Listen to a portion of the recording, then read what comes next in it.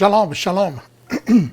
Bendecidos hermanos y bienvenidos a una emisión más de Raíces de la Fe. Estamos en esta segunda ocasión, en la segunda emisión de Hayei Sarah, la vida de Sara. Y, ¿qué les puedo decir? Para mí es una gran satisfacción de poder comunicarme con ustedes a través de este medio y platicar, estudiar, indagar, compartir, intercambiar los conocimientos que poco a poco vamos estudiando y que pues con mucho deseo preparamos para compartirlos con todos ustedes. Sin más detalles, hermanos, vamos a seguir con la segunda parte de la vida de Sara.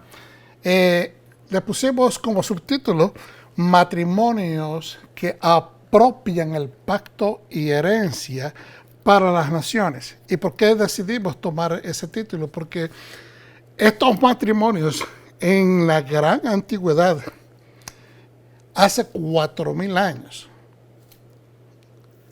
4,000 y tal vez un poquito menos, 3,950 años, se dieron lugar, tomaron lugar, pero tuvieron un impacto profundo, trascendental y efectivo en el desarrollo de la nación de Israel y también en el poder nosotros en estos momentos como pueblo del Eterno, que a través de Yeshua, el Mesías, la descendencia de Abraham, hemos podido alcanzar ese beneficio, porque estos matrimonios, porque estos pactos, porque estos alianzas se dieron lugar. Y es importante entender esto, que una semilla produce un árbol produce frutos y esos frutos van a producir la misma semilla que vienen de esa semilla original. Y tal vez es simplística la manera de proponerlo, de presentarlo, pero es realmente así. Si algo empieza mal, termina mal. Si algo empieza bien, termina bien. Y creo que los esfuerzos de Abraham, categóricamente, con errores, con titubeos, con cosas que inseguras, porque él no estaba completamente conociendo de todo, no sabía lo que el futuro le traía. O sea, no tenía conocimiento anticipado, pero tenía fe en el Dios en quien había creído. Y con todos esos detalles del desarrollo de su fe, pues dio los pasos hacia adelante y se desarrollaron los sucesos que permitieron que estos pactos, estas alianzas matrimoniales se establecieran y que tuvieran el efecto para nosotros en nuestros días. O sea, vamos hacia adelante. Hayei Sarah, la vida de Sara, Torah, Génesis 23:1, 25:18, Profetas 1, Reyes, o Primera de Reyes, capítulo 1, verso 1 al 31, y Pacto Renovado, Juan 4, del verso 13 al 14, y estas son la estructura de la porción que se estudia normalmente. Obviamente hay otros capítulos y versículos que compartimos. La siguiente diapositiva le presentan algunos de los recursos consultados para la preparación de este mensaje. Para mí es importante que usted sepa que mi intención como pastor es llevarle un mensaje basado en la estructura bíblica, en estudios extrabíblicos, ¿verdad?, que se hacen como algunos de estos recursos que ustedes tienen en pantalla, pero al mismo tiempo consultando también a fuentes rabínicas que nos acercan y nos dan una idea más clara de lo que realmente es el contexto cultural de la gente, de cómo ellos entendían su mundo, su universo, el mundo en aquel momento que están viviendo. Vamos hacia adelante y hacemos la oración todos juntos para pedir revelación. Y decimos, Berehu et Adonai Hameborah, Beru Adonai Hameborah Leolam Vaed, Baruch Ata Adonai Eloheinu Melech Haolam, Asher Baharbano Mikol Ha'amim, Venatalano Etorato, Baruch Ata Adonai Noten HaTorah. Bendecido es Yahweh y bendito es Él. Bendito es Adonai y por siempre será. Bendito eres Yahweh, nuestro Elohim, Rey del universo, quien nos escogió entre todas las naciones y nos instruyó, nos dio su Torah. Bendito es Adonai, dador de su Torah. Ok, hermanos, vamos a hacer una pequeña recapitulación. No vamos a tomar mucho tiempo en esto porque tenemos que ir a la parte número 1 para seguir el hilo. Entonces, estamos en Génesis 23 y vamos a repetir un poquito de lo anterior. Muerte y sepultura de Sara. Fue la vida de Sara 127 años y dijimos que, o concluimos que esos 127 años establecen que ella vivió ni un día más ni un día menos, exactamente lo que Dios estableció que Sara iba a vivir, y ella completó su misión. Tanto fueron los años de la vida de Sara, y eso no es una cuantificación, sino es una aclaración o una exaltación, que ella realmente vivió una vida a profundidad, con intención, con intensidad. Y murió Sara en Kiriat Arba, que es el nombre antiguo de Hebrón, en la tierra de Canaán, y vino Abraham a hacer duelo por Sara y a llorarla. Y se levantó Abraham de delante de su muerta, y fue a hablar con los hijos de Et. Estos hijos de Et son los heteos o los hititas, y les dijo, o diciendo: extranjero residente, Ger Vetushab, soy entre vosotros, dadme. Eso de dadme no significa regálenme, sino que significa véndanme propiedad para sepultura entre vosotros, y sepultaré mi muerta de delante de mí. Entonces, esto es una petición. Abraham está frente, o ha pasado las puertas de esta ciudad de Tea, y está ahí mismo en lo que podríamos decir es el cabildo, es la alcaldía, es donde se hacen las transacciones de los comerciantes, las transacciones legales, la compra y venta de propiedades, los intercambios de moneda. Bueno, en ese momento no existía monedas, por decirlo de esa manera, sino que se intercambiaban en pedazos de metal, de oro, de plata, etcétera. No se tiene récord específico que en esta transacción fueron monedas, pero la medida de shekel era una medida en referencia a metales, y entonces tenía ese valor, ¿okay? Y se hacían las transacciones de esta manera en referencia a transacciones comerciantes o comerciales. En la primera parte de esta serie sobre la vida de Sara, estamos en la siguiente diapositiva, compartimos y entendimos que hay 3 matrimonios que se abordan en esta parasha o porción. Vuélvame a ver aquí un momento. ¿Qué tiene que ver entonces que Sara se haya muerto? Concluimos de que no es que Abraham no se había arraigado a la promesa del Señor.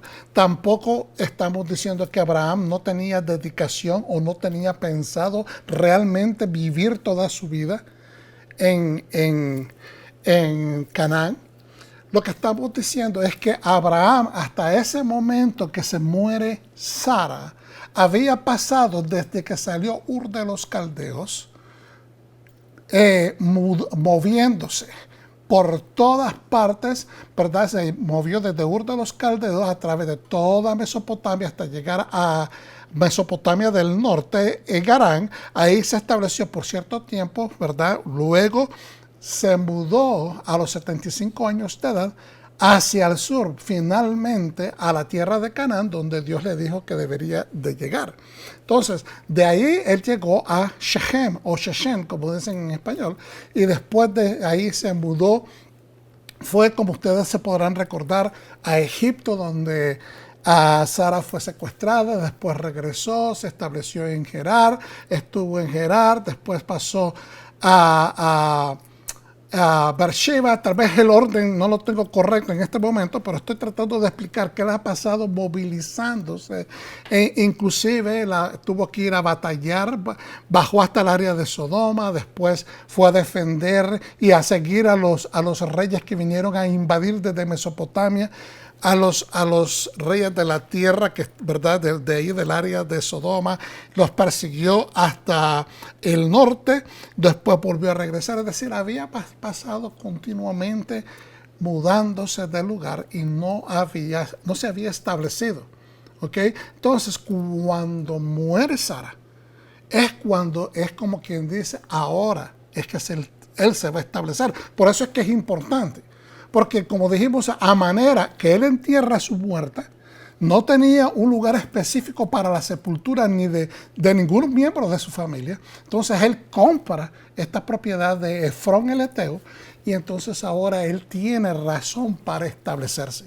Establecerse en el sentido de ahora me voy no a retirarme de servir a Dios, pero a retirarme de estar errando de aquí para allá, yendo por todas partes, porque eso fue realmente uno de los mandatos que el Eterno le dio. Que todo lo que pisara su pie, entonces eso iba a ser de él. Entonces era importante que él cumpliera con esta necesidad, porque era como apropiarse, ¿verdad? Era apropiarse de la promesa que el Eterno le había hecho. Entonces ahora, esto del matrimonio lo asimilamos con el matrimonio. Al enterrar a su muerta, él se aferra a la tierra, se casa con la tierra, se establece y dice, ahora aquí me quedo, ¿verdad? Ahí se establece. Entonces, primer matrimonio, Abraham entierra a su difunta esposa Sara en la cueva de Macpela. Abraham amaba la tierra que estaba heredando de parte del Eterno y ya había comprado tierras al norte en Shechem, luego en Gerar y al sur en Beersheba. Al sepultar a Sara fue como arraigándose o anclarse a la tierra y echar raíces sobre la parte central de Canaán en Kiriat Arba, que era el nombre antiguo de Hebrón.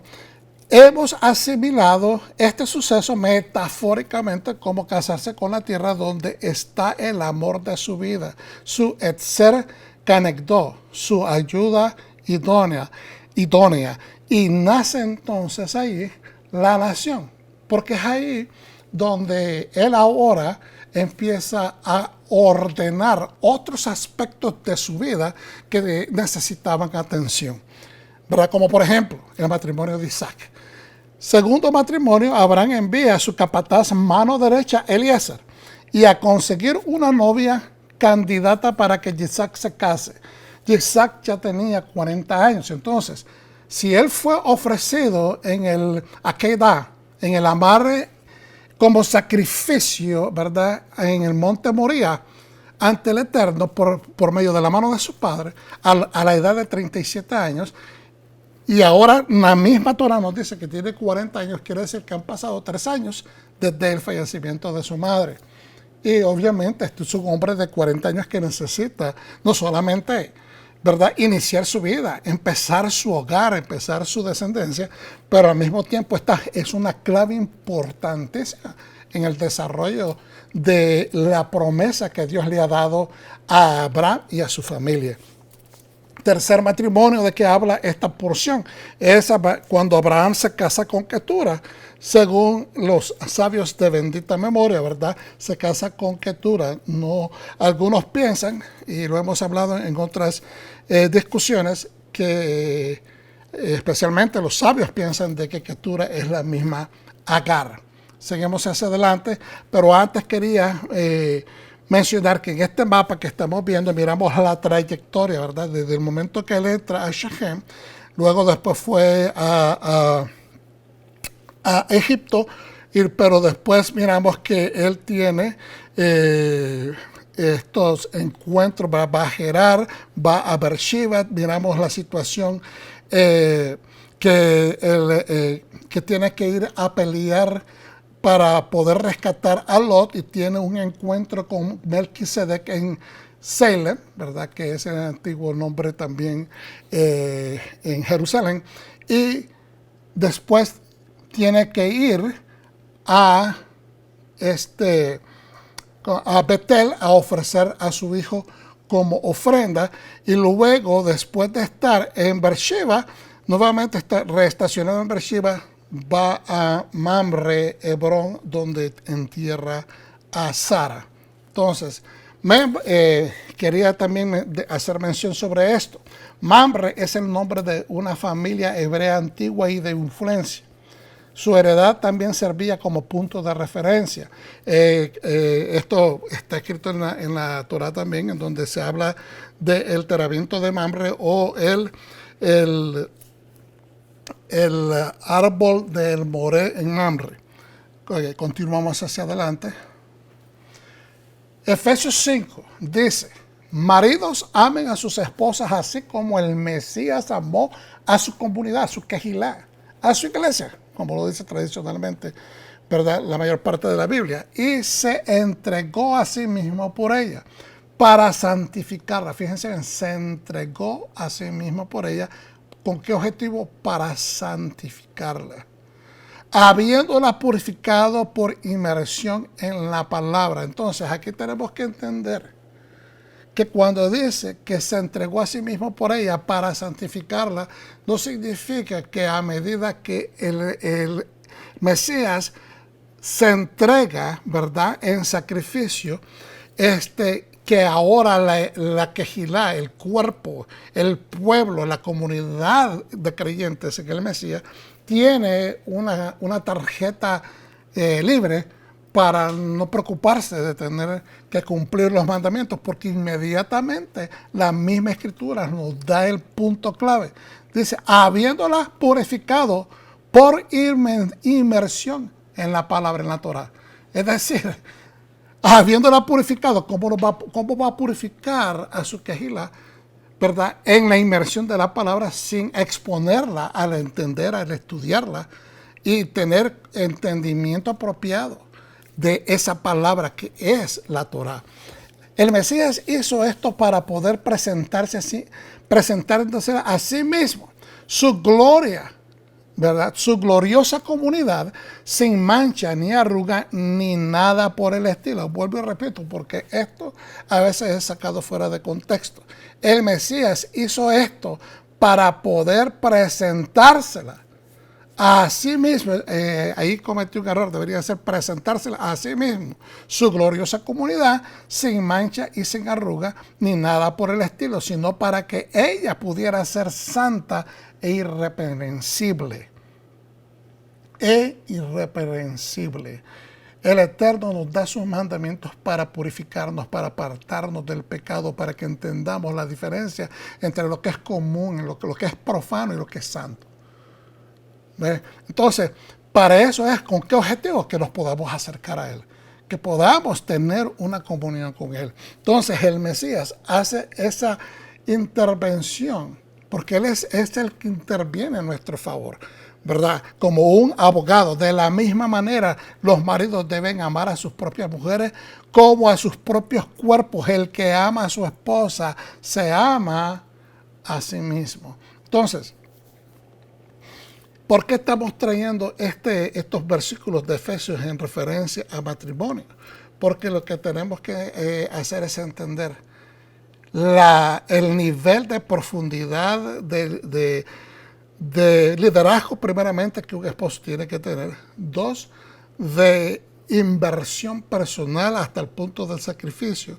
Y 3, dirigir en la instrucción de la palabra, porque eso es lo que nos va a garantizar no solamente de poder tener cercano al Mesías, pero lo importante, la misión del Mesías es acercarnos al Padre, porque eventualmente Él va a hacer entrega de todo lo que ha sido puesto debajo de sus pies, entregárselo de regreso al Padre, como decir, Padre, he aquí la misión ha sido cumplida.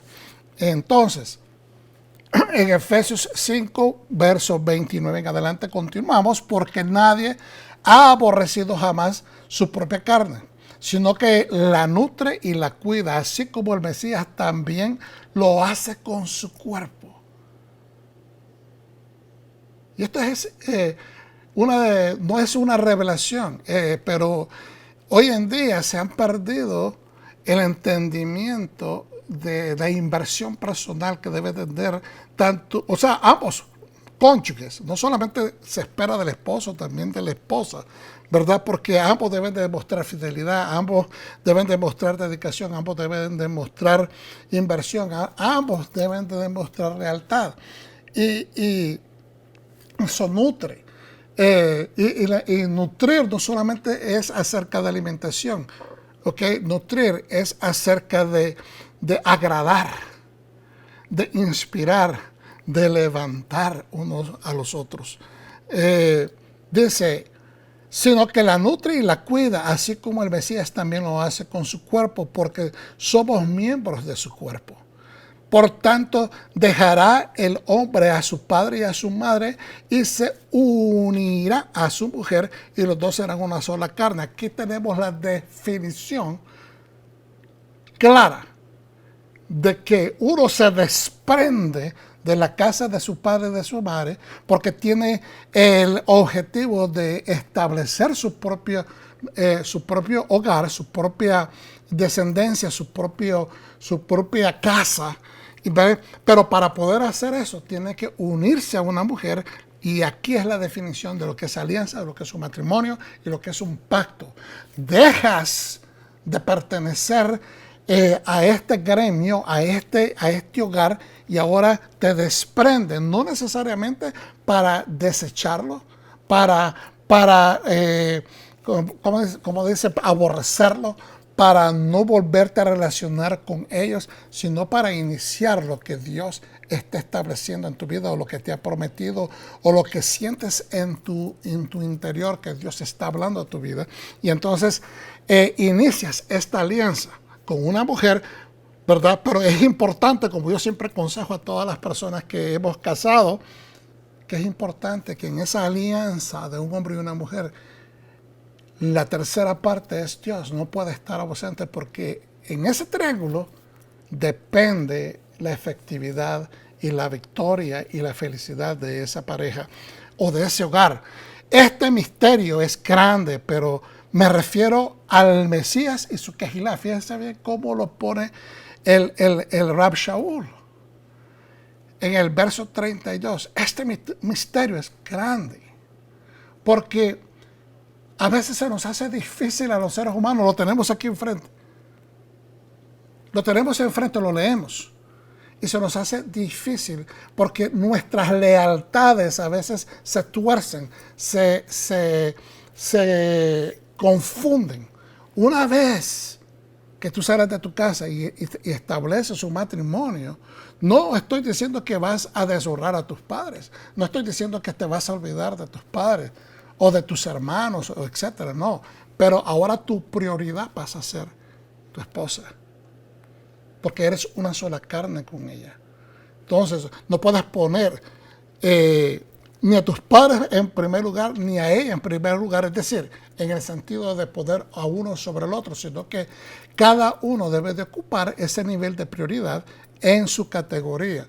Pero es importante establecer diferencias para que no se mezclen, para que no hayan conflictos de intereses emocionales, espirituales, para que tu mujer sepa de que ella tiene también un lugar muy especial en tu vida, y que tu esposo sepa que él tiene un lugar muy especial en tu vida, en tu corazón, en tus prioridades.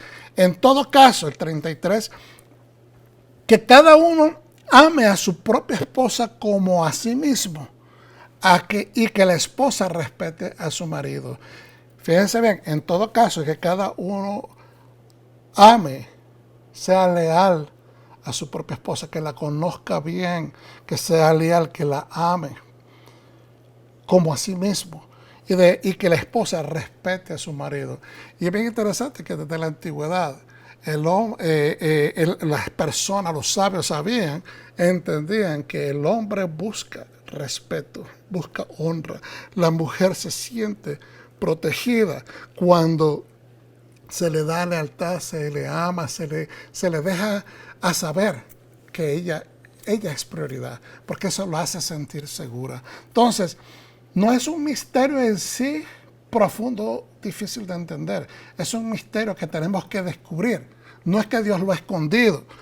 La intención en mi parecer, esta es mi opinión, de Rab Shaul, no es decir que esto no se puede alcanzar, esto no es accesible para nosotros entender.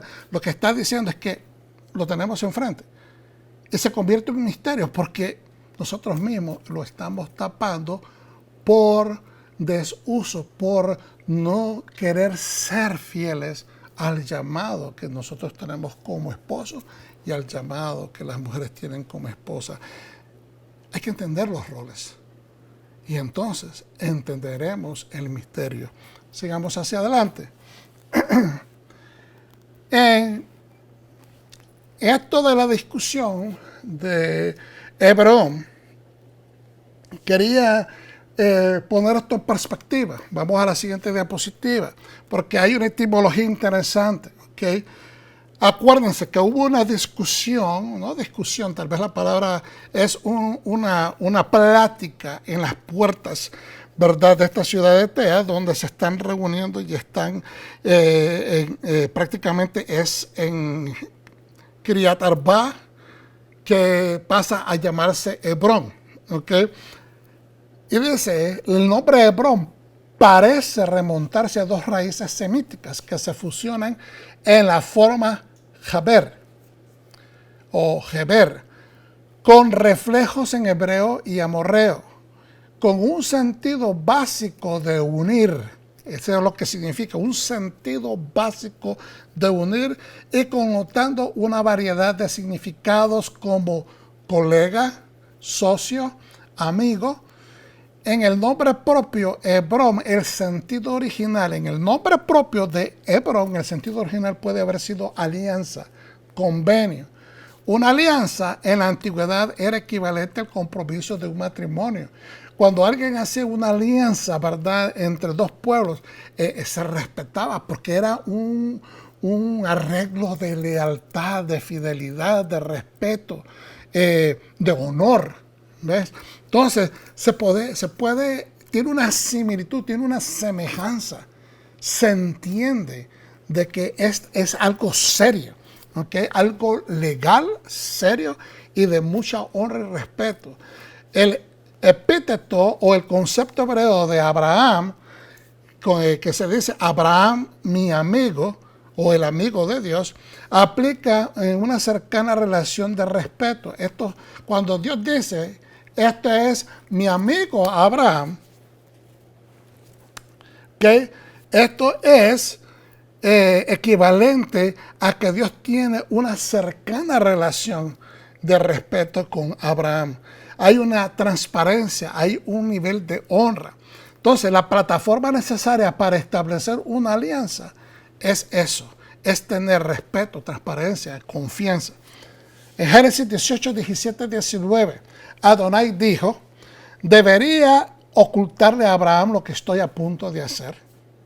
Si es seguro que Abraham se convertirá en una nación grande y fuerte, y todas las naciones de la tierra serán bendecidas por él. Porque me he dado a conocer a él para que él dé órdenes a sus hijos y a su casa después de él, de que guarden el camino de Adonai y hagan lo que es recto y justo, para que Adonai para que Adonai le haga a Abraham lo que él le ha prometido. Estas palabras equivalen a amistad, alianzas, promesas, convenios, porque Dios está estableciendo, bueno, tal vez no debería de esconder esto que voy a hacer con Sodoma y Gomorra a Abraham, porque después de todo, yo le estoy dejando saber a él que esta tierra va a pertenecer a él y a su descendencia. Es importante que yo le participe a él. Y después dice, ¿verdad?, en otro lugar, de que Dios no va a hacer nada en la tierra sin que le deje saber o le dé a conocer sus ideas o sus proyectos a sus profetas. Estoy parafraseando. Entonces, mire lo que dice en hebreo, Vata Israel abdi Jacob aser behartika será Abraham Ojavi. Pero tú, Israel, eres mi siervo, Jacob, a quien he escogido, la semilla de Abraham, mi amigo. Y este término árabe, Khalil al-Rahman, amado del misericordioso o el amigo de Dios, traduce efectivamente el antiguo topónimo hebreo Hebrón, entendido como Jaber, amigo. Entonces, ¿por qué estamos trayendo esto a fluidez? Porque estamos hablando de matrimonios, estamos hablando de fidelidad, estamos hablando de confianza. Estamos hablando de que un pacto matrimonial, un pacto legal entre dos pueblos, dos líderes en la antigüedad, tenía un equivalente de lealtad, fidelidad matrimonial. Es decir, es algo que está hecho para no romperse. ¿Ok? Y entonces por eso traemos que Hebrón se da esta discusión, este argumento en el cabildeo por la compra de la propiedad de Macpela. Y entonces hay un arreglo. A Abraham lo tratan muy bien, lo tratan con respeto. Abraham igualmente se comporta muy respetuoso, hasta se inclina entre los líderes y los miembros del pueblo, me imagino que son gente importante que están ahí, y se inclina en acción de agradecimiento por lo que le están ofreciendo. Pero hay un arreglo y un acuerdo, y eso es lo que posiblemente da a luz al nombre Hebrón. Yo soy de los que piensan, es mi opinión, aclaro, es mi opinión, de que el nombre Hebrón vino después que Abraham compró esa área y le puso a consecuencia de que hubo esta negociación y fue entre personas de respeto común, ¿ok? O de común respeto, una transacción amistosa. Esa es prácticamente mi opinión. Entonces, ahora, en Génesis 23, vamos a ver lo que dice aquí y rápidamente, no vamos a leerlo todo, pero ya dijimos que Sara vivió 127 años, vivió plenamente, completamente, terminó su misión. Entonces, el verso 3, se levantó de su muerte y dijo a los hijos de Ed: soy un extranjero que vive como un forastero con ustedes. Luego los hijos de Ed respondieron a Abraham: escúchanos, Señor, tú eres un príncipe entre nosotros, de Dios entre nosotros. Y así, después en el verso 7 miramos que él se inclina. Luego en el verso 8, él vuelve y pide que le ayuden a hablar con Efrón para que le venda esa propiedad. Luego en el 10, Efrón es el que surge dentro del grupo de personas ahí y le dice que él vaya y entierre a su muerta, y así sucesivamente. Lo que quiero que ustedes miren con esta diapositiva es los argumentos. Hay un total de 10 interacciones. Cuando Abraham habla, cuando los heteos hablan, cuando se inclina Abraham, cuando habla Efrón, cuando vuelve a hablar Abraham, y así sucesivamente. Hay 10 argumentos. ¿Y por qué es importante esto? Porque es una transacción que nos deja saber que es una transacción a manera con una nación, que no es necesariamente la nación que Dios está iniciando, pero que en este momento esta nación, los heteos, se comportaron de una manera bastante respetuosa con Abraham.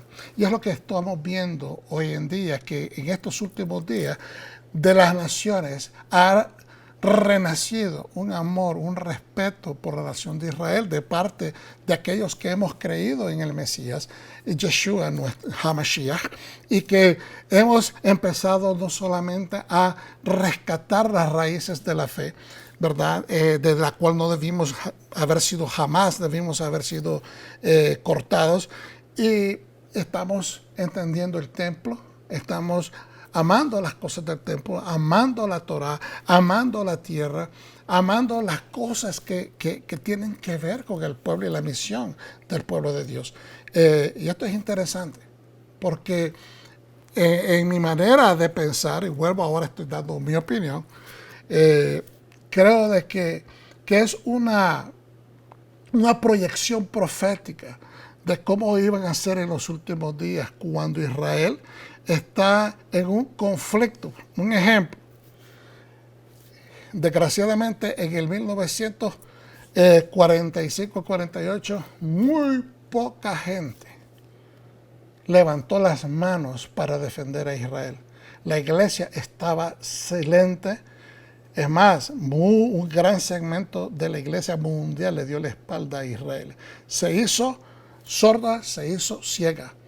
Pero en estos días, en el presente, en el 2021, en estas últimas 2-3 décadas, hemos visto un resurgir de un pueblo creyente en el Mesías, creyente en el Dios de Yahweh, creador de los cielos y la tierra, que está dispuesto a hablar, a defender, a levantar la mano en pro de Israel.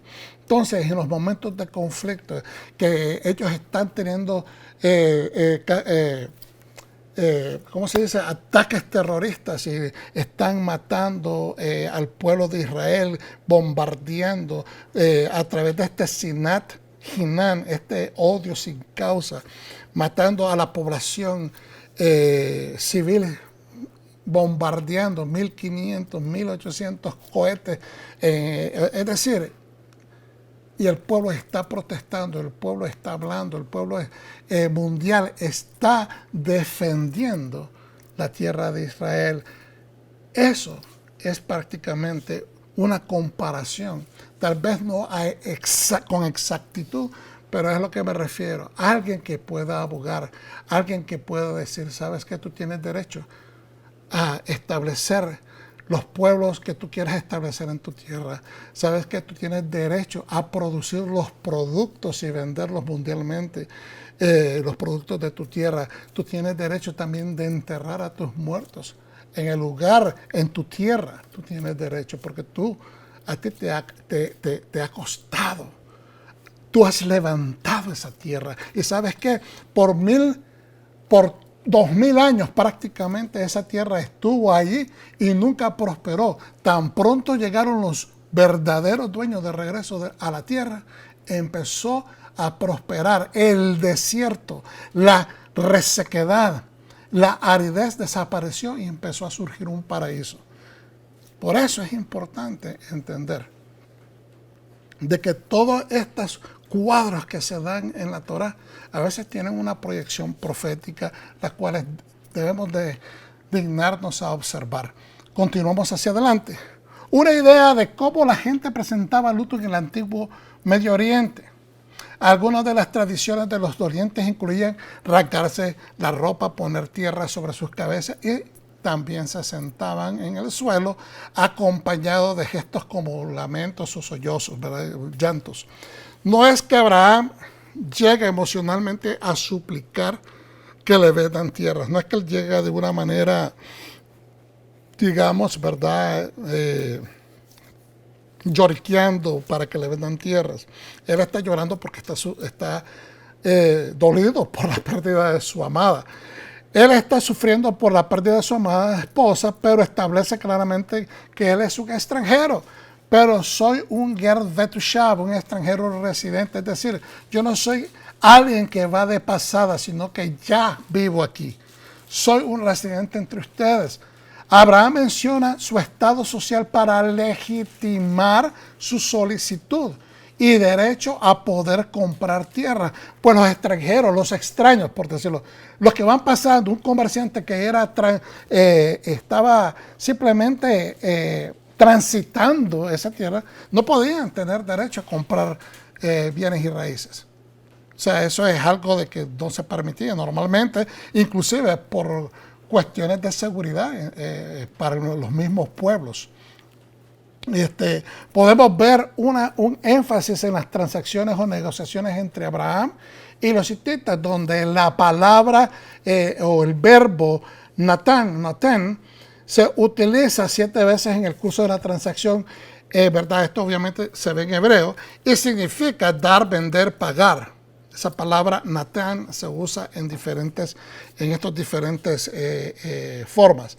Sus múltiples significados permiten que el diálogo se lleve a cabo con una atmósfera de cortesía delicada y digna, con tonos de nobleza y respeto, aunque algo artificial, dice este comentarista, ¿okay? Pero creo de que el tono de respeto, de cortesía y de nobleza tiene que ver con los tiempos donde esto se estaba desarrollando, porque pues los reyes, las cortes en los reinos, este tipo de trato era parte de la cultura antigua, ¿no? Mucho respeto, mucha legalidad, mucha forma, diríamos, yo creo que la mejor forma de decirlo es forma legal. No obstante, una conversación seria de negocios.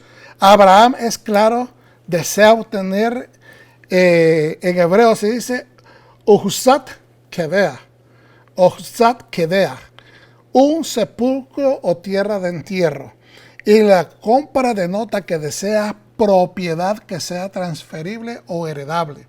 Es decir, no es que voy a simplemente voy a pagar por el derecho de enterrar y después no me voy a quedar con ella. No, es algo que me va a pertenecer, lo cual yo solo puedo pasar a mis hijos. Esto es la clave de la transacción, ya que la cueva está destinada a servir a las generaciones futuras de la familia de Abraham. Eso es importante, porque hoy en día hay gente que dice de que Abraham nunca compró nada, de que no hay manera de comprobar de que hay presencia hebreo-judía en Israel y que le pertenece a otras entidades étnicas o otras etnias. Continuamos entonces hacia adelante.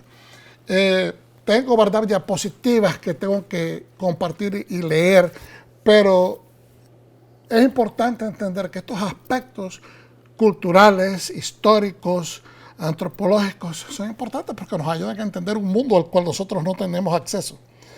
Este lenguaje en la interacción de Abraham con los heteos es de los procedimientos judiciales. Lo tratan con respeto y le dicen mi señor, el elegido príncipe de Dios. Cuando le dicen tú eres un príncipe de Dios entre nosotros, esa terminología en la antigüedad significaba que era el elegido, el Mesías, un enviado de Dios. Nuevamente, esto es lenguaje nobiliario cortesano en un reino. Abraham puede ser un extranjero, pero los hititas lo tratan con reverencial respeto al llamarlo Señor. El título que le dan es honorífico y probablemente no tiene connotación religiosa.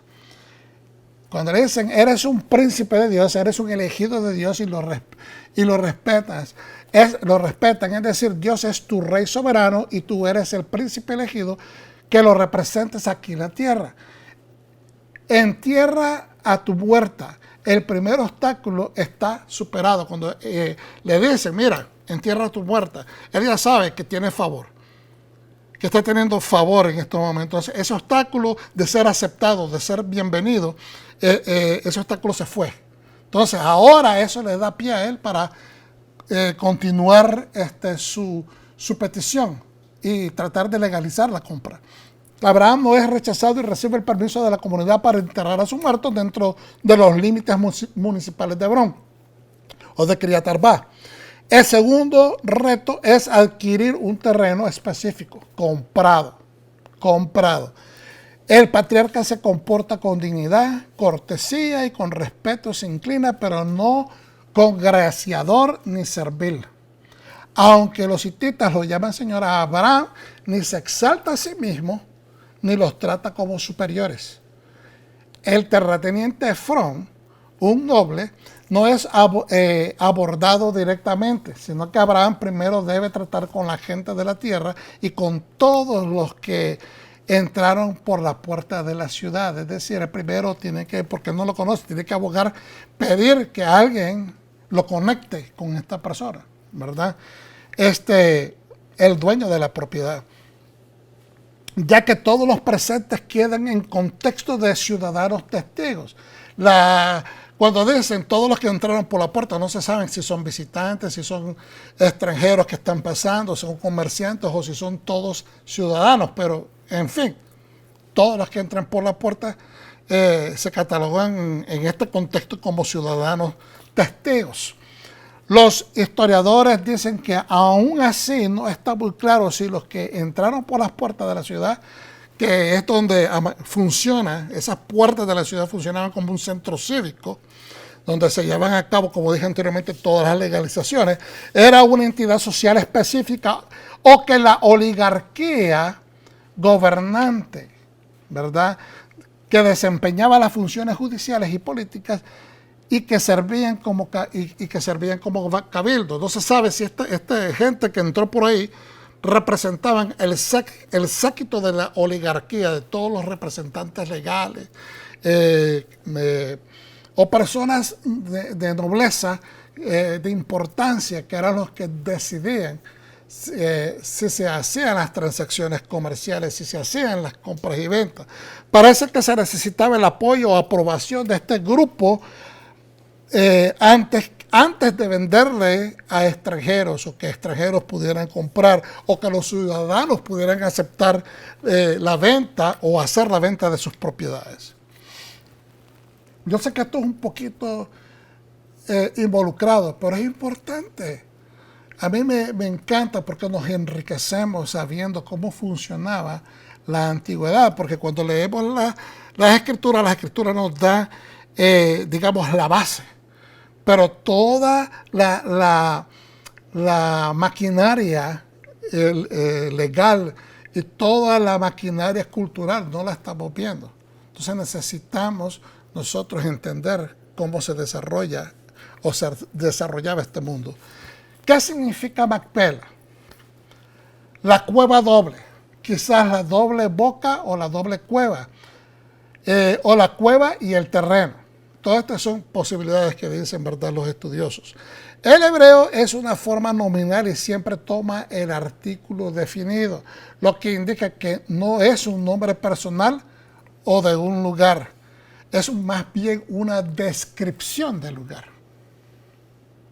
El versículo 17 parece implicar el nombre de un lugar, mientras que el versículo 19, así como en el capítulo 49:30, capítulo 49:30 y 50:13, sugieren que Macpela abarca todo el campo, no solo la cueva.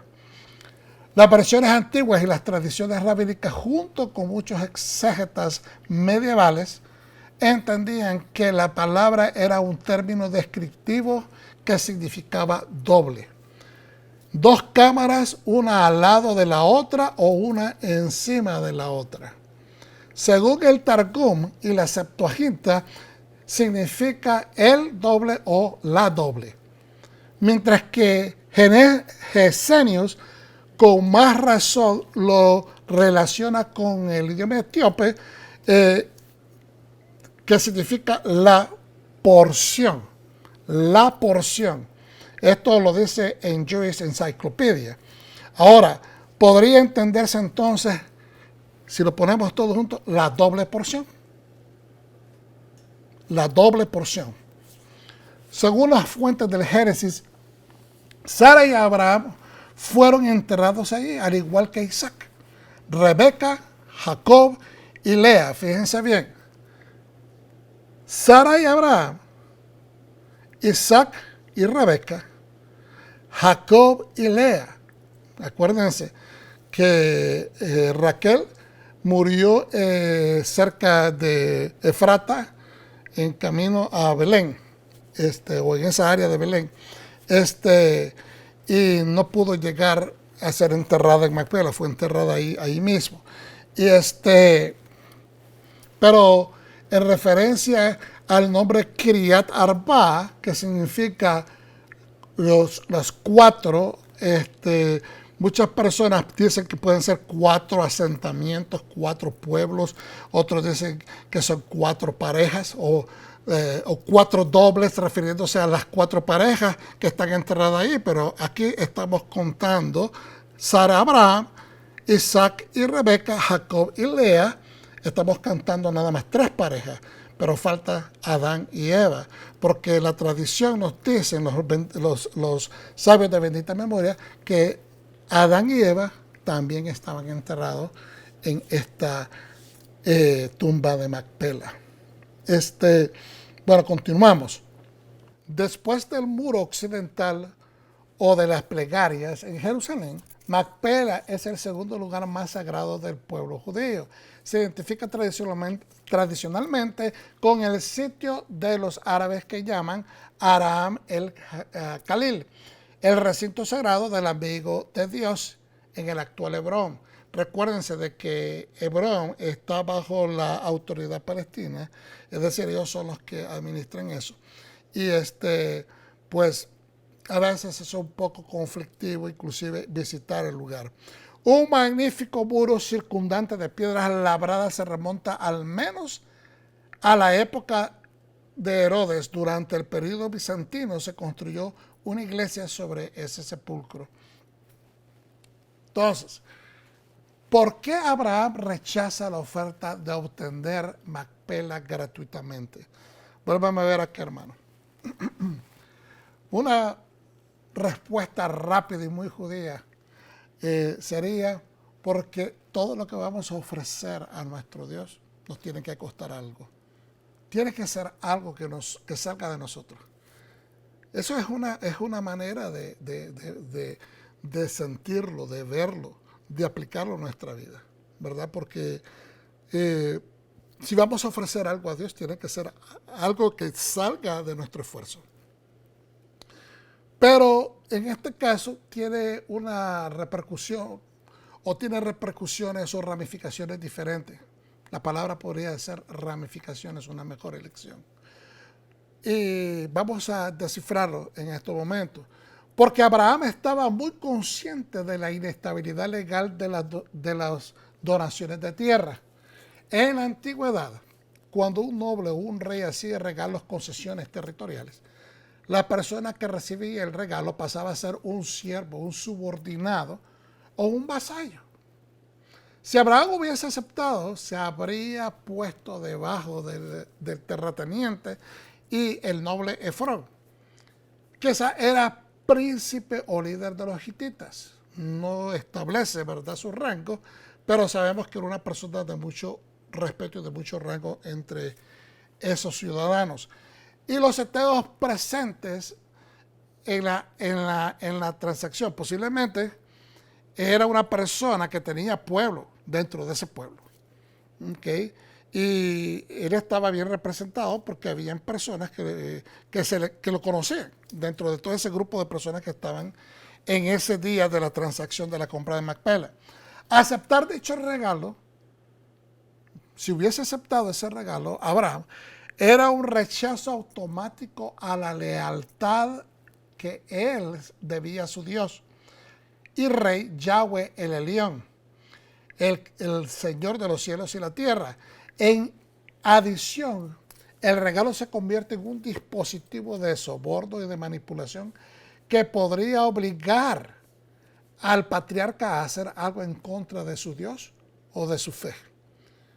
Es la misma razón por la cual Abraham en ese momento que regresaba de vencer a los reyes mesopotámicos, que Darlomer y su confederación de reyes secuaces, Abraham hace oír su juramento y lealtad a su rey y Dios. Vamos a ver lo que dijo él en Génesis 14. Pero Abraham le dijo al rey de Sodoma: con la mano levantada hice un juramento al Señor, Dios Altísimo, Creador del cielo y de la tierra, que no aceptaré nada que te pertenezca, ni siquiera un hilo o una correa de una sandalia, para que nunca puedas decir: yo hice rico a Abraham. Fíjense bien, él venía de salvar a su sobrino Lot y de pelear contra todos estos reyes que eran lidiados por Kedorlaomer, todos estos reyes mesopotámicos que habían venido a invadir el área. Y cuando él devolvió todas estas riquezas a sus dueños verdaderos, ¿verdad?, el rey de Sodoma le ofrece: yo coge todas las riquezas, nada más dame a mi gente. Pues esto es importante entenderlo, porque aquí nos deja ver de que Abraham es un siervo de Dios de una sola pieza, que él es consistente en su carácter y que él no se doblega. El mismo Abraham que está haciendo esta declaración con el rey de Sodoma es el mismo Abraham que está hablando con los heteos, es decir, su personalidad no cambia. En las palabras de nuestro Mesías Yeshua, ningún siervo puede servir a dos señores porque o aborrece, y eso de aborrece no es que significa que lo va a odiar. Esta palabra lo que implica aquí es va a ser desleal, será desleal a uno y amará. Amará es equivalente a ser fiel con el otro. O estimará al uno y menospreciará al otro. No sé qué me pasa con la lengua hoy, se me está enredando mucho. O estimará al uno o menospreciará al otro. No podéis servir a Dios y a las riquezas. No puedes servir a Dios y a la riqueza. Y aquí, pero no estamos hablando de riqueza, estamos hablando de Dios o servir a los hombres. Bueno, ¿qué es lo que le están ofreciendo a Abraham? No, toma la tierra, te la damos de gratis. No, porque eso es una riqueza. Tiene un valor económico, por lo tanto se puede volver como un saltar para tomar ventaja de una oportunidad y estaría diciendo él, espérate, es Dios quien me está brindando esta tierra porque me la prometió que nosotros vamos a ser dueños de ella.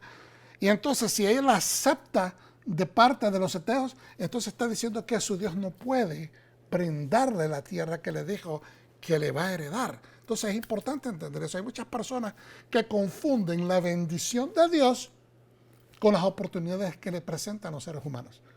No podemos confundir una cosa con la otra, porque si lo que vas a recibir de otro ser humano te va a poner en conflicto de tu relación con el Eterno, entonces tienes que repensar lo que vas a hacer.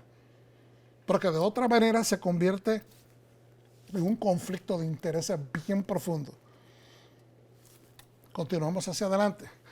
El origen de este nombre Kiriat Arba, como habíamos anteriormente mencionado, y vamos visitando poco a poco, desglosando todas estas cosas. Este nombre Kiriat Arba anterior era el nombre anterior al nombre Hebrón. No está muy claro. La primera parte del nombre significa ciudad, Kiriat.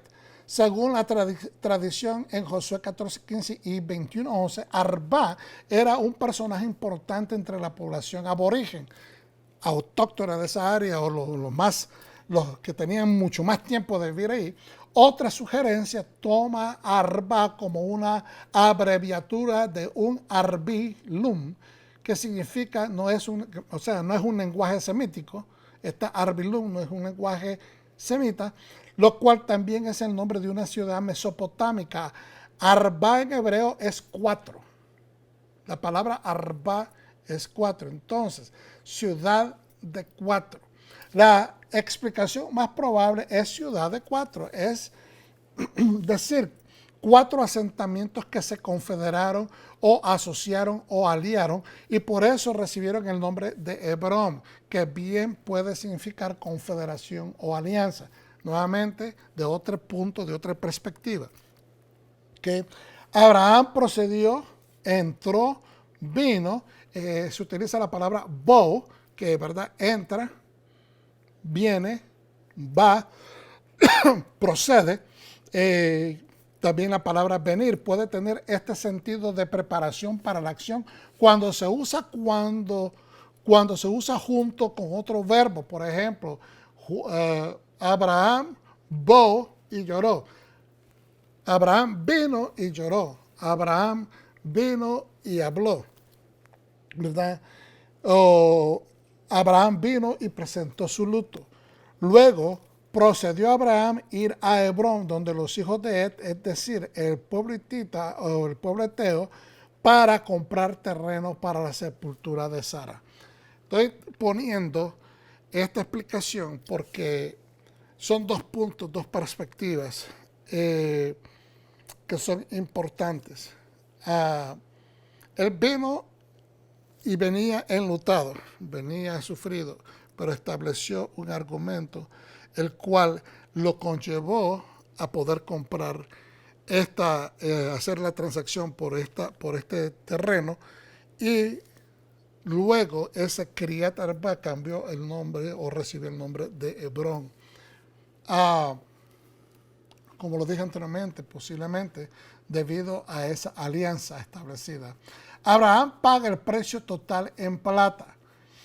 La palabra shekel o siclo en español de plata era el medio de cambio más común en las transacciones comerciales en todo el antiguo cercano oriente. La frase, el precio completo. Esto es importante, vamos a ver acá, hermano. La frase, el precio completo, lo traduce en alguna Biblia, tiene una fuerza legal. Cuando alguien te dice, pagó el precio completo, es decir, no pidió ni descuento, no pidió gangas, como decimos, ¿verdad? En español, no pidió un especial, no pidió dame pagos a largo plazo, sino que pagó el precio completo, tiene un peso legal, porque es decir, no se sobreextendió la transacción, sino que fue consumada inmediatamente. Y aparece en los documentos comerciales del antiguo cercano oriente de una forma u otra en varios idiomas semíticos durante un periodo prolongado de tiempo. Es decir, hay pruebas contundentes de esta compra que reflejan en las tablas de arcilla con la escritura cuneiforme en muchos lugares. Esa compra fue muy famosa. Acuérdense de que esa parte de lo que conocemos como la tierra de Israel hoy en día, en ese tiempo Canaán, prácticamente pasaban las gentes que venían del lado de Europa, si iban hacia el África, venían de Asia o el extendido Medio Oriente. Toda la gente de Mesopotamia venían también por ese lado para ir a Egipto, ir a África, y también de África ir hacia el norte. Era como un puente. Por lo tanto, muchas personas de diferentes idiomas, diferentes culturas pasaban por ahí. Entonces, esta transacción fue muy famosa porque Abraham fue reconocido.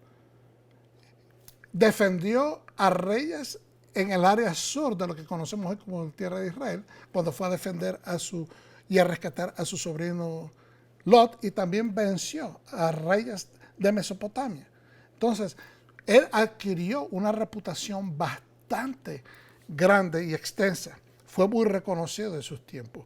Entonces, que a veces no le ponemos tal vez la tilde de importancia a esa batalla, pero en aquel momento fue posiblemente el Armagedón de su tiempo. La acuñación se inventó a finales del siglo XIII, el siglo VIII antes de Cristo, y no se encontró en la tierra de Israel hasta final del periodo bíblico del primer siglo. Es decir, 8 siglos antes de la era común, antes de Cristo, fue que se inventaron las monedas acuñadas. Las monedas que eran redondas o que tenían relieves o impresiones de animales o de reyes o de personas. Es importante entender esto, que las transacciones se hacían normalmente pesando pedazos de metales preciosos. Efrón le dice a Abraham, yo te voy a dar la heredad con todo y la cueva aquí enfrente de mi pueblo. Abraham contesta en agradecimiento y reconocimiento de ese pueblo que es testigo y se postra ante ellos por la generosa oferta, pero le aclara a Efrón que él desea comprar la tierra. Efrón le da el precio de 400 ciclos de plata y le dice, esto es nada entre nosotros. Pero él presenta ese precio de una manera muy sutil, por decirlo así. Esto no es nada. O sea, le está diciendo, esto es un especial que te estoy dando. Entonces, y él no discute, simplemente procede y pesa la cantidad de plata. Pero la Torah establece que Abraham y Efrón acordaron, es decir, negociaron y establecieron las escrituras, porque tenía que haber una rúbrica, una prueba escrita de que se hizo esta transacción, y que Abraham le pesó el precio total en shekels de plata. Y vuelvo y repito, no habían monedas en ese momento, pero habían pedazos de, de, de, del metal precioso en frente del pueblo eteo, con testigos como era requerido legalmente. Así Abraham pudo entrar a Macpela, sepultó a su esposa y concluyó su luto. Entonces aquí miramos en la siguiente diapositiva algunas monedas de la antigüedad, ¿verdad? Desde del siglo VIII antes de la era común, hasta más o menos el primer siglo también, en diferentes, siento no haber podido poner de qué reinos particularmente, pero sé que son algunos de Mesopotamia y algunas partes también de Canaán. En el año 3000 antes de la era común, el shekel hizo su primera aparición en la antigua Mesopotamia. Shekel se deriva del acadio she, que fue un nombre temprano para la cebada. El peso medio inicial era la cebada y el shekel equivalía a 180 granos de cebada o unos 11 gramos. Esto era como se medía, eso era un peso. El shekel era una medida de peso. ¿Okay? El siglo es una antigua pesa, unidad monetaria y de peso utilizada en el Oriente Próximo y en Mesopotamia para metales. El ciclo como norma reconocida para las transacciones comerciales en el periodo primitivo del mundo antiguo se usó como dinero antes de la introducción de monedas acuñadas en el siglo séptimo o el siglo octavo antes de la era común. Generalmente se entiende por ciclo una unidad hebrea que tenía diversos valores dependiendo de la fecha y la región. Luego se citan masas entre 9 y 17 gramos y son comunes valores de 11, de 14 y de 17 gramos. Puede ser una moneda de oro o plata de ese peso. En la Biblia se mencionan varias veces estas monedas. Por ejemplo, el precio de venta de José por parte de sus hermanos en las caravanas de mercaderes fue de 20 ciclos de plata. Se piensa que las 30 monedas de plata de Judas, cuando vendió a Yeshua, pudieron haber sido ciclos de Tiro.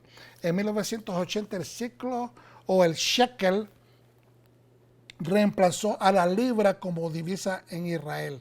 Posteriormente, en el 85, el shekel fue sustituido por el actual nuevo shekel. Entonces, doy esta información porque es importante que miremos también de que todavía hoy en día en Israel se utiliza la terminología de shekel y es la moneda, ¿verdad? El nombre de la moneda que se mueve en Israel, pero no necesariamente tiene el peso adjudicado que se le adjudicaba en la antigüedad. 400 ciclos de plata es sugerido por Efrón y no hay información sobre el valor exacto de la tierra y sus medidas. Se hacen comparaciones en referencia a esto, hermanos. Fíjense de que, por ejemplo, cuando creo que fueron 600 checas de oro que pagó, si no mal recuerdo, el rey David por la era, ¿verdad?, que compró donde se estableció el templo. También la Biblia menciona otras compras como la que hizo Omri en Samaria, que también costó un dineral, pero en referencia a la cantidad de tierra, en referencia al valor espiritual que también tiene la cima o la parte, ¿verdad?, del monte Moría, donde se estableció el templo, pues tiene mucho valor, obviamente, pero me refiero que en extensión, muchos expertos hacen la comparación que 400 shekel, pero también hay una diferencia de unos cuantos centenas de años. Entonces, hacen una comparación que posiblemente no es comparado con la cantidad de territorio que se compró, por ejemplo, en Samaria por Omri. Entonces, ¿cuánto exactamente sería que medía ese territorio? Eso es lo que muchos cuestionan o se preguntan. No se sabe con exactitud. Entonces, 400 ciclos de plata es sugerido por Efron y no hay información sobre ni el valor exacto de la tierra ni sus medidas, la calidad de la finca, como era. No es posible saber si el precio cotizado fue exorbitante. O sea, en otras palabras, si le cobraron demasiado también a Abraham, no se sabe. 3 textos de Ugarit escritos en acadio y que datan aproximadamente del siglo XIV o XIII antes de la era común registran transacciones inmobiliarias que implican un precio de compra de 400 ciclos de plata. Es decir, de que hay registros que habían compras en este tipo de cantidades en ese tiempo. No necesariamente hablando de la misma compra de esa misma propiedad, pero en similitud, otras compras en ese tiempo también se hacían que costaban 400 ciclos. Pagos en metales eran pesados y eran la forma de pago regularmente en transacciones comerciales, como esta que estamos hablando. El metal era literalmente pesado en un par de balanzas.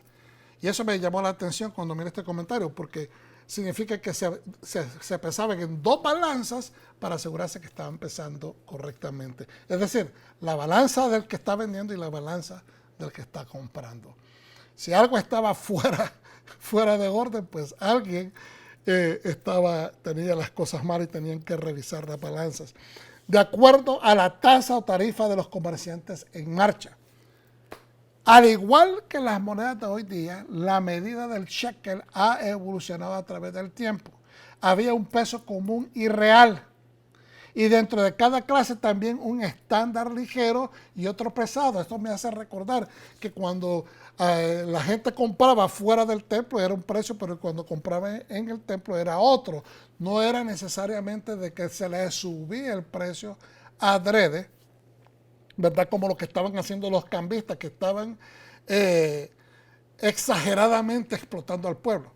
Pero habían ciertas cosas que eran un poco más caras. Bueno, nos pasa hoy en día. Cuando vamos a un lugar, un ejemplo, vas a una tienda de regalos, vas a visitar a una persona en un hospital que está enferma y quieres comprar en el gift shop. Vas a comprar y los productos son más caros. Normalmente más caro de lo que lo comprarías en la tienda, ¿verdad? Donde podrías comprar ese tipo de productos. Una tienda más grande, una tienda de juguetes, una tienda de flores o lo que sea. Cuando uno va a un cine, por ejemplo, un popcorn, unas palomitas de maíz te cuestan $6 por lo que realmente $6 te puedes comprar 2 cajas de bolsas de palomitas de maíz para hacerlas en el microwave. Pero así sucesivamente, habían cosas que sucedían de esa manera, pero no necesariamente para explotar al pueblo como lo estaban haciendo los cambistas. Al igual que las monedas de hoy, la medida del shekel ha evolucionado, obviamente. Como ya lo mencioné anteriormente, el shekel es el nombre de la moneda de Israel. Entonces, vamos a ir hacia adelante para avanzar. Profetas, Primera de Reyes 1 al 31. Y voy a mencionar esto rápidamente porque estamos hablando acerca de referencias de lealtad, referencias a alianzas, referencias a qué es un compromiso de matrimonio, qué es un compromiso entre un hombre y una mujer. Y aquí nos da esto una evidencia clara de lo que es una alianza, que también pasa a ser como una especie de matrimonio. Cuando el rey David, esto es verso 1 de Primera de Reyes, capítulo 1 en adelante, cuando el rey David era viejo y avanzado en días, le cubrían de ropas, pero no se calentaba. Le dijeron, por tanto, sus siervos, busquen para mi señor, el rey, una joven virgen, para que esté delante del rey y lo abrigue y duerma a su lado. Y entrará en calor mi señor el rey. Y buscaron una joven hermosa por toda la tierra de Israel y hallaron a Abisag, sunamita. Y la trajeron al rey, y la joven era hermosa, y ella abrigaba al rey, y la servía, pero el rey, fíjense bien, nunca la conoció. El rey nunca tuvo relaciones sexuales con ella. La palabra no dice que el rey se casó con ella. La palabra no establece de que el rey la tomó como una concubina. No establece de ninguna manera una legalidad. La escritura no establece una legalidad que se le otorga a Abisag, la sunamita, por hacer este servicio al rey. Pero es algo interesante lo que sucede. Adonías, ¿verdad?, el hijo del rey, usurpa el trono del rey David. Entonces Adonías, hijo de Agit, se rebeló diciendo, yo reinaré. Y se hizo de carros y de gente de a caballo y de 50 hombres que corrían delante de él. Y su padre nunca le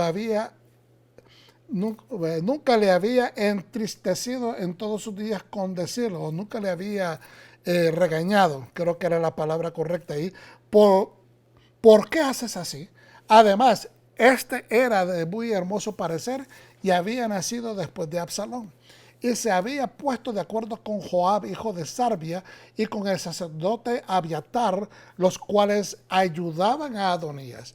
Pero el sacerdote Sadoc y Benaía, hijo de Joiada, el profeta Natán, Simei rey y todos los grandes de David no seguían a Adonías. Y matando a Adonías ovejas y vacas y animales gordos junto a la peña de Zoelet, la cual estaba cerca de la fuente de Rogel, convidó a todos sus hermanos, los hijos del rey, y a todos los varones de Judá, siervos del rey, pero no convidó al profeta Natán, quien era el profeta de la corte de David, ni a Benaías, ni a los grandes, ni a Salomón su hermano. Es decir, como él estaba estableciendo un complot para usurpar la corona, pues obviamente no quería a las personas claves presentes en esa reunión, porque él estaba prácticamente formando una revolución, formando una revuelta. Entonces, por lo tanto, ¿verdad? Aquí tenemos entendido que Natán notifica a Bathsheba. Bathsheba le notifica a David y le reclama que por qué él está permitiendo que Adonías hace.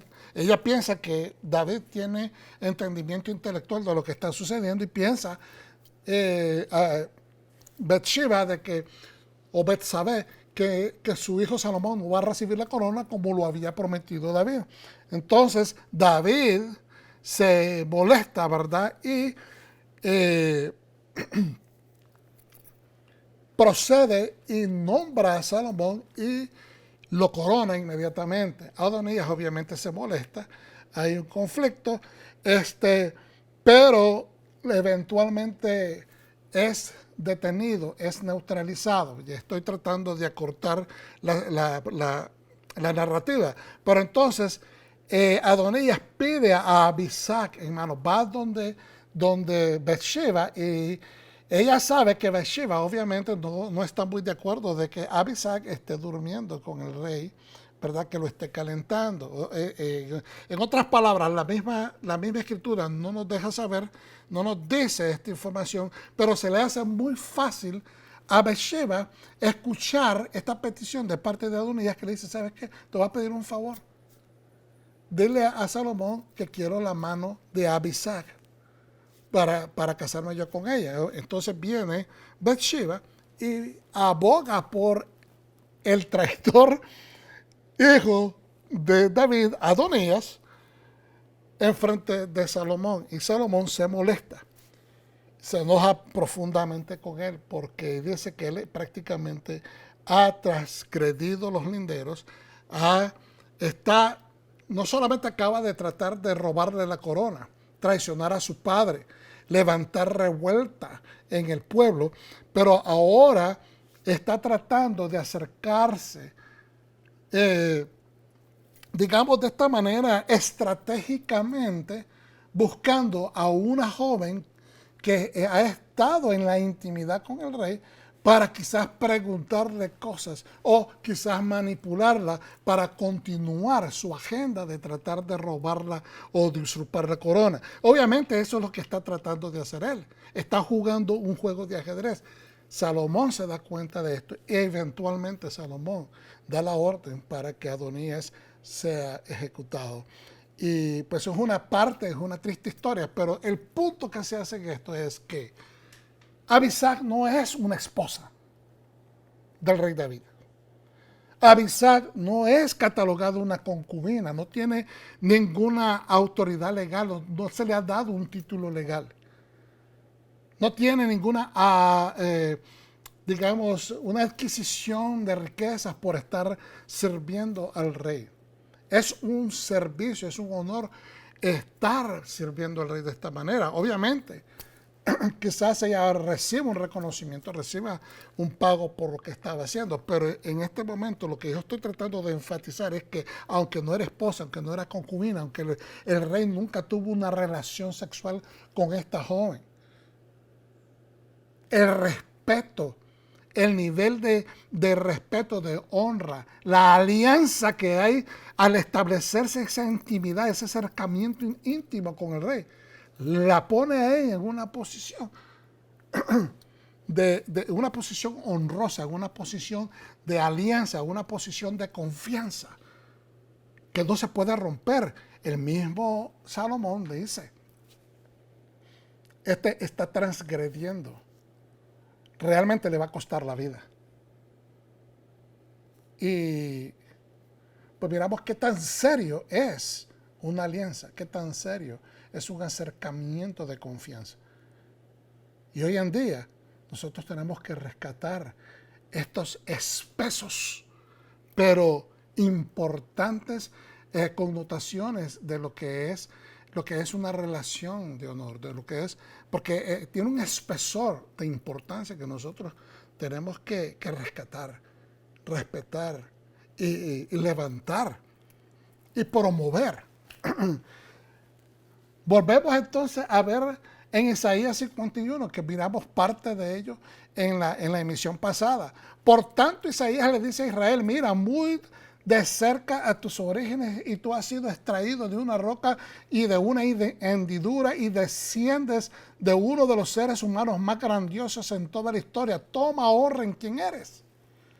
Esta es la interpretación que hace el Rabbi Schwab basado en los comentarios de Melvin, otro sabio. Entonces, no está Adonías entonces. Adonías no estaba reconociendo de qué piedra había sido extraído. Estaba no solamente tratando de traicionar y usurpar la posición de su padre y de su hermano, la autoridad del rey, pero estaba prácticamente deshonrando toda la trayectoria, toda la influencia, la honra de todos los antepasados, porque de eso se trata.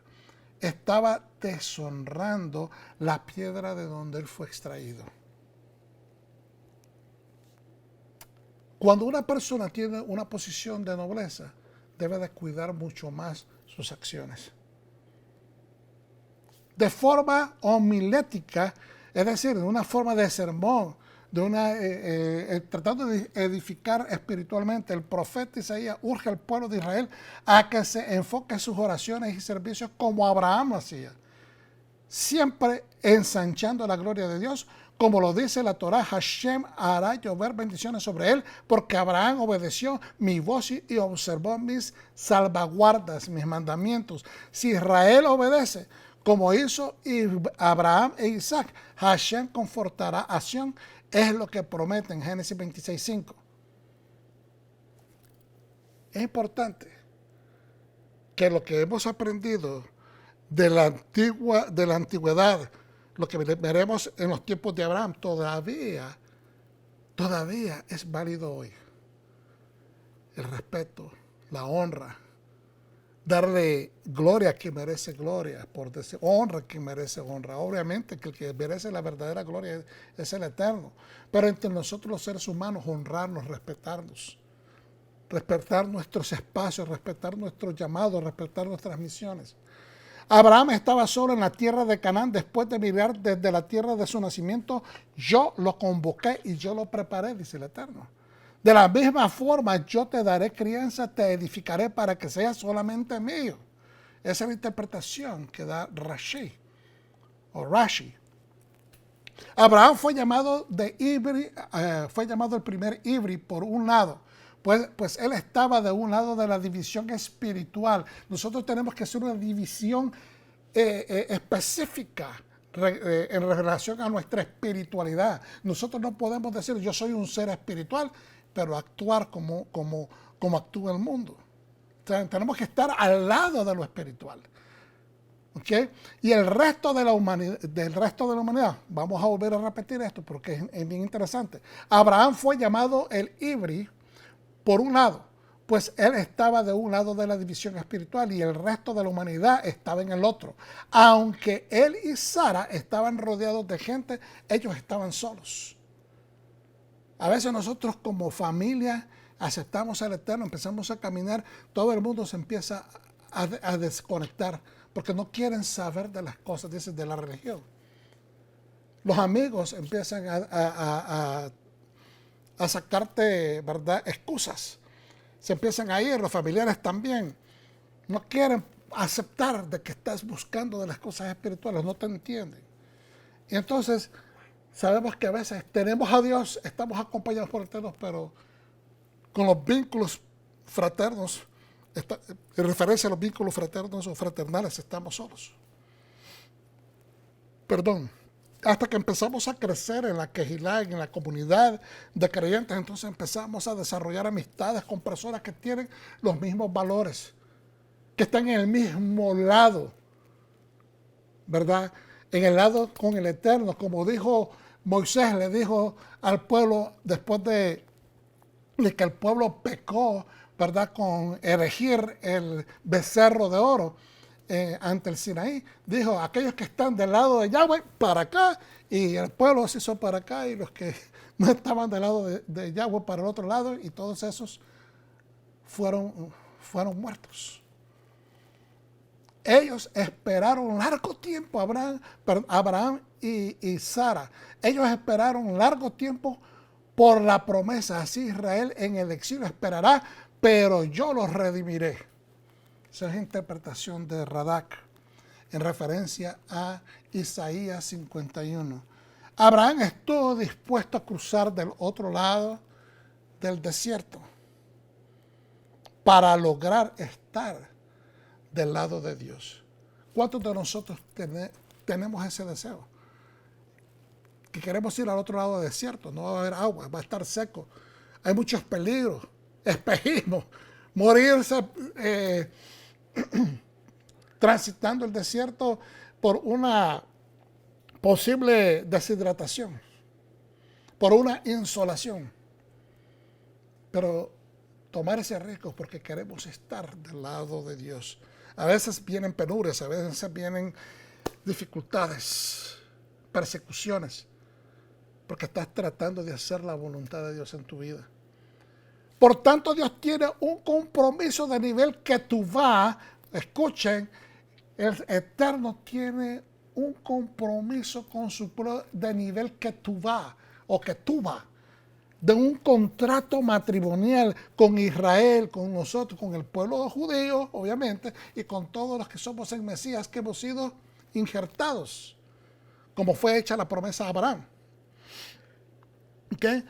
Que inicia, ¿verdad?, con la promesa hecha a Abraham, legalizada en el pacto unilateral de los animales partidos en Génesis 15, referente a su descendencia, una nación innumerable. Luego en el Éxodo, Hashem entrega la Torá a esa descendencia, el pueblo de Israel. El Eterno, como el Catán, presentó la garantía, que son los 10 preceptos, su ketubá, su contrato matrimonial, con responsabilidades para la calá, la novia, para su seguridad y en su interés y en su honor. En su honor. Muchas veces la gente piensa, los 10 mandamientos, tenemos que dar seguimiento a los 10 mandamientos. Bueno, ese es tú que tú vas.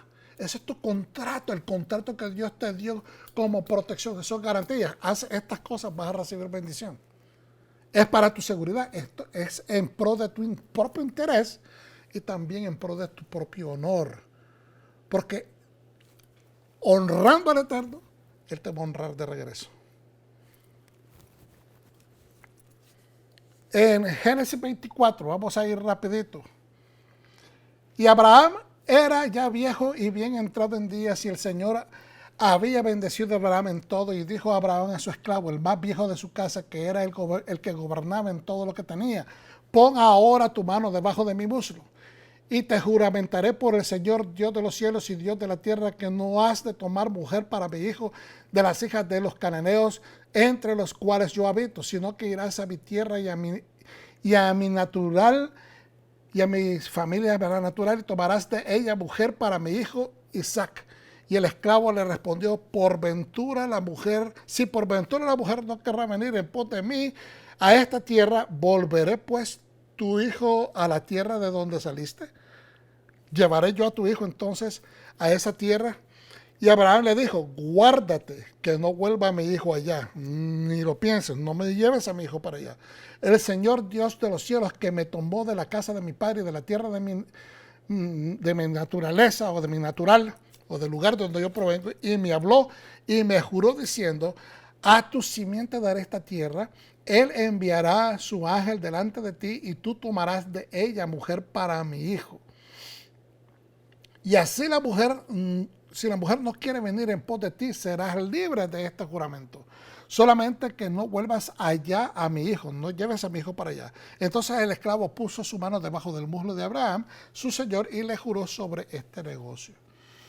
Hay muchas, inclusive yo lo enseñé una vez, hay muchas personas que piensan, muchos expertos que piensan de que este juramento prácticamente era tomando no necesariamente de la parte de abajo de la pierna de Abraham, sino de sus genitales. Pero otros expertos están en contra de esta aseveración porque no hay manera de comprobarlos, porque no se han encontrado ninguna documentación o ninguna otra prueba cultural, antropológica, que diga, o sea, con la cual se pueda hacer esta comparación. Por eso es algo que está no completamente comprobado. Pero en referencia a la misión que este varón lleva a cabo es tremenda, porque aquí dice: el ángel de Yahweh, el ángel del Eterno, ¿verdad? El Señor Dios de los cielos, el 7, que me tomó de la casa de mi padre, de la tierra de mi natural, y me habló y me juró diciendo: a tu simiente de esta tierra, Él enviará, ese Dios, Él enviará, Él está profetizando, Él enviará a su ángel delante de ti. Tiene una seguridad de que Dios lo va a ayudar, le va a dar el favor, y tú tomarás de ella mujer, de esa tierra, mujer para mi hijo. Entonces hay una confirmación espiritual y concisa de que se va a dar exactamente de lo que Abraham está haciendo, está bajo la supervisión espiritual del Eterno. Ahora, en el verso 10 dice: y el esclavo tomó 10 camellos de los camellos de su señor, y fue llevando en su mano lo mejor que su señor tenía, es decir, los regalos, las encomiendas, los presentes que él llevaba, ¿verdad? Él iba cargando esos 10 camellos. Obviamente iba con otros hombres que lo iban acompañando por cuestión de seguridad. Pero lo importante es que él llevaba riquezas. Y se levantó y fue a Naharim, a la ciudad de Nahor, e hizo arrodillar a los camellos fuera de la ciudad, junto a un pozo de agua, a la hora de la tarde, a la hora en que salen las doncellas por agua. Y dijo: Señor Dios de mi señor Abraham, dame, te ruego, el tener hoy buen encuentro, y haz misericordia con mi señor Abraham. He aquí, yo estoy junto a la fuente de agua, y las hijas de los varones que de esta ciudad salen por agua. Es decir, Ya estaban saliendo las jóvenes a recoger agua. Sea pues que la doncella a quien yo dijere, baja ahora tu cántaro para que yo beba, y ella respondiere, bebe, y también daré de beber a tus camellos, que esta sea la que aparejaste a tu esclavo Isaac, a tu siervo Isaac, y en esto conoceré que habrás hecho misericordia con mi Señor. Él está pidiendo como su misión sea exitosa, pero lo está pidiendo en el nombre de que no sea él el beneficiado, sino sea el Señor que lo ha enviado, el amo que lo ha enviado, el jefe que lo ha enviado. Y aconteció que antes que él acabara de hablar, he aquí Rebeca o Rivca, que salía, la cual había nacido a Betuel, hijo de Milca, mujer de Nahor, hermano de Abraham, con su cántaro sobre sus hombros. Ella sale. Y el varón estaba maravillado de ella, dice en el 21. ¿Por qué? Porque él sucede exactamente como le pidió. Estoy saltando al verso 21 para parafrasear la narrativa. Ella hace exactamente, le pide que baje su cántaro, ella baja el cántaro y le da agua, le da de beber agua mientras él se está saciando. Ella va y empieza a sacar agua para todos los camellos. Y cuando ella termina, obviamente está frente a él y dice, y el varón estaba maravillado de ella, callando para saber si el Señor había prosperado su camino o no. Él estaba viendo que todo lo que él pidió se está cumpliendo y está completamente, está maravillado. Y fue que cuando los camellos acabaron de beber, el varón sacó un pendiente de oro, es decir, un anillo, un pendiente de oro de medio ciclo de peso. Y dice, y este pendiente, dicen en algunas versiones, era un anillo de nariz, ¿verdad? Dice, de medio ciclo de peso y 2 brazaletes de 10 ciclos de peso de oro. Y dijo, ¿de quién eres hija? Te ruego me digas, ¿hay lugar en casa de tu padre donde posemos? ¿Me puedes dar posada? ¿Puedo yo venir donde ustedes? Y ella respondió, soy hija de Betuel, hijo de Milca, el cual dio a luz ella a Nahor. Ahora, ella ya tiene en sus manos estas posesiones, estas riquezas que le ha puesto en sus manos. Y ella respondió, soy hija de Betuel, ¿verdad? Y ya le da la descripción de su familia. Y añadió, también hay en nuestra casa paja y mucho forraje y lugar para posar. Obviamente ella siente algo, y primeramente confianza, que esta persona no es un pillo, no es una persona mala, no tiene mala espina, no tiene ninguna, no percibe nada negativo acerca de este varón, porque ella le está dando una información, ¿verdad? De su casa. Es más, le confirma que hay donde acomodarlo y también acomodar a sus animales y para alimentar a sus animales. Entonces el varón entonces se inclinó y adoró al Señor y dijo, bendito sea el Señor, Dios de mi Señor Abraham, que no apartó su misericordia y su verdad de mi Señor, guiándome el Señor en el camino a casa de los hermanos de mi amo. Y la doncella corrió e hizo saber en casa de su madre estas cosas. Y Rebeca tenía un hermano que se llamaba Labán, el cual corrió afuera al varón a la fuente, y fue que cuando vio la pendiente y los brazaletes en las manos de su hermana, que decía, así que me dijo aquel varón. Vino el varón, refiriéndose ahora a Labán, y he aquí, él estaba junto a los camellos. Cuando dice él estaba, se refiere al siervo de Abraham, estaba junto a los camellos en la fuente, y le dijo, ven bendito del Señor, porque estás afuera. Yo he limpiado la casa y el lugar para los camellos. Entonces, la narrativa en este capítulo 24 sobre la oración de Eliezer y sus peticiones a Hashem se repite 3 veces. Primero su oración original. Él está íntimamente hablando con el Eterno. Después su testimonio a Rebeca. Le dice, yo estaba aquí orando, y empieza a decirle a Rebeca lo que ha pasado. Luego se lo tiene que contar a los familiares una vez que él procede a entrar a la casa. Y les dice, ¿verdad?, la historia que su Señor lo ha enviado y que anda buscando una esposa para Isaac. Después vemos en el capítulo 25 que él regresa a Canaán, le dice a Isaac todo lo que pasó, ¿verdad? y eventualmente Eliezer tiene que narrárselo a su señor Abraham, porque le tiene que dar el reporte de su misión, de lo que ha pasado. Entonces, ¿qué importancia tiene todo esto? ¿Por qué estamos repitiendo? Porque esto es de un matrimonio importantísimo. Esta es la descendencia de Abraham y es el primero que nace en tierra santa, en tierra prometida. Es el hijo de Abraham que está estableciendo el matrimonio, que es la forma como Dios va a empezar a desarrollar la nación de Israel, la nación que va a dar ejemplo al mundo, la nación que nos va a enseñar cómo es la fórmula para servir a Dios, cómo es que se debe de servir al Eterno.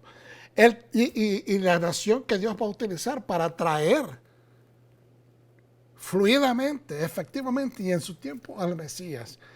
El testimonio no es solo para exaltar y glorificar a Dios. ¿Por qué es tan importante decir esto? Porque el testimonio no es solo para exaltar y glorificar a Dios, pero también es un método de afirmar nuestra fe. Pero más aún, nuestra fidelidad, nuestra lealtad, nuestro amor al Dios y Rey a manera de un contrato de alianza matrimonial en honra.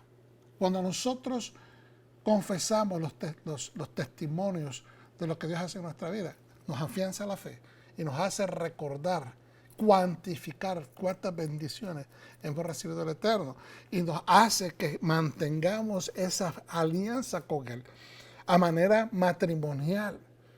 Porque de eso se trata, tener esos vínculos de honra, de honor, de alianza, de fraternidad, de amistad con el Eterno.